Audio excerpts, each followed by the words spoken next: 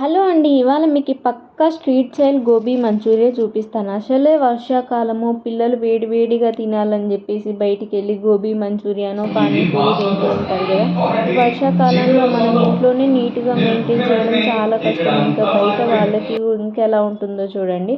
అలా అదంతా కాకుండా ఇంట్లోనే సేమ్ వాళ్ళు చేసినట్లు చేయడం ఎలాగో చూసుకుందాం. నేనైతే ఈ క్యాలీఫ్లవర్‌ని ముందుగా ఒక 10 మినిట్స్ ఉడకబెట్టుకున్నానండి. ఏంటంటే నేను తీసుకున్న క్యాలీఫ్లవర్‌లో కొంచెం పురుగులు కనిపించాయన్నమాట. అందుకోసమని ఇంకా ఉడకబెట్టేసుకొని తీసుకున్న తర్వాత దాంట్లోకి ఉప్పు, కారం, అల్లం వెల్లుల్లి పేస్టు, రెండింతలు మైదా పిండి వేసుకుంటే ఒక వంతు మాత్రమే కార్న్‌ఫ్లోర్ వేసుకోవాలండి. గోబీ మంచూరియాలో మాత్రము కార్న్‌ఫ్లోర్ తక్కువగా ఉండాలి.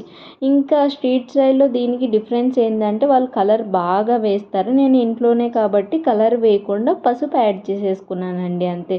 మీ పిల్లలకి అలాగే కావాలి అని అనుకుంటే మీరు కొంచెం కలర్ యాడ్ చేసేసుకుంటే సరిపోతుంది.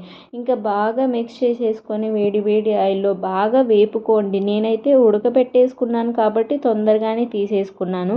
మీరు ఉడకబెట్టకుండా ఒకవేళ జస్ట్ వేడి నీళ్ళలో వేస్తుంటే బాగా ఉడకబెట్టకపోతే ఆ కాలీఫ్లవర్ పచ్చి స్మెల్ వస్తూ ఉంటుందన్నమాట. ఇంకా అవన్నీ పక్కన పెట్టుకొని వేపించుకొని ఈ ఆయిల్ గిన్నెలు ఇలా అవుతుంటాయి కదండి గోళాలు, అలా కాకుండా ఉండాలంటే అలాగే ఆయిల్ ఎవాపరేట్ అవుతూ ఉంటుందన్నమాట.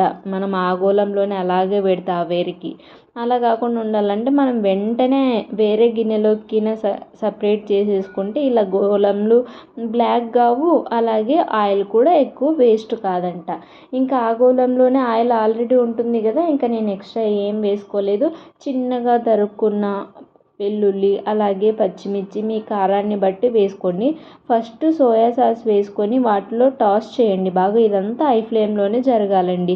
అలా ఒక 1 మినిట్ అలా చేసుకున్న తర్వాత కొంచెం వాటర్ యాడ్ చేసేసుకొని ఇప్పుడైతే అండి స్ట్రీట్ స్టైల్లో మనకి టేస్టింగ్ సాల్ట్ అని దొరుకుతుంది చైనీస్ వాళ్ళది, అది వేసుకుంటే ఆ టేస్ట్ పక్కా వస్తుందండి.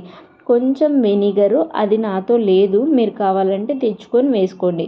నేను ఇప్పుడైతే ఏమేమి వేస్తున్నా అంటే వెనిగర్, ఉప్పు, చక్కెర వేసి కొంచెం ఆ నీళ్ళు మరిగేంత వరకు ఉంచానన్నమాట. మీకు టేస్టింగ్ సాల్ట్ ఉంటే అది ఈ టైంలోనే వేసుకోండి.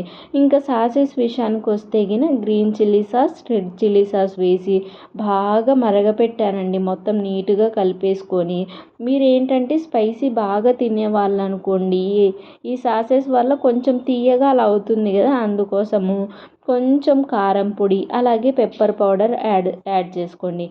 ఈ గ్రేవీ తిక్కుగా కావాలి కదండి, దానికోసం అని చెప్పేసి నేను కార్న్‌ఫ్లోర్లో వాటర్ పోసుకొని అవి కొన్ని మిక్స్ చేసేసుకున్నాను అంతేను. ఇంకా మీరు వచ్చేసి పైన ఉల్లి పరికలవి రేకులు ఉంటాయి కదా, చిన్న చిన్న కట్ చేసేసుకొని అవి వేసుకొని కొత్తిమీర వేసుకోండి అంతే.